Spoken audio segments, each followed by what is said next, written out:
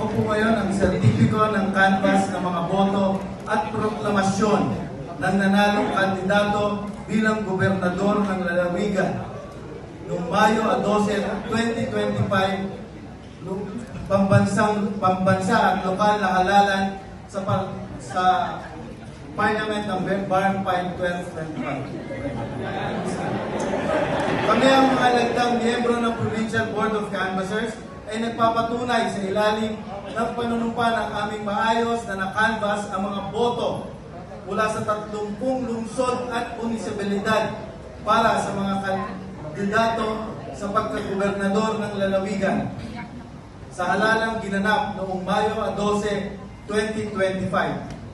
Kalakip at bahagi ng dokumentong ito ang talaan ng mga boto kada lungsod, munisipalidad na nakuha ng bawat kandidato para sa nasabing posisyon. Matapos ang naturang canvas, lumalabas na si Aragones Sol ay nakakuha ng 635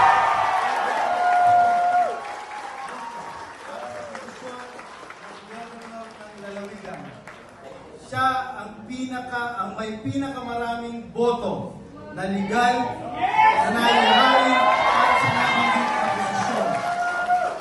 Batay sa mga nabanggit, ipinuproklama namin ang nabanggit na kandidato bilang duly elected gobernador ng Lalawigan. Maraming salamat po.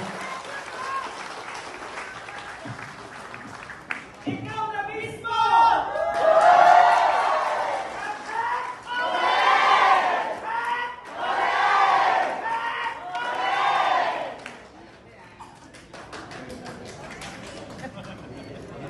Hehehe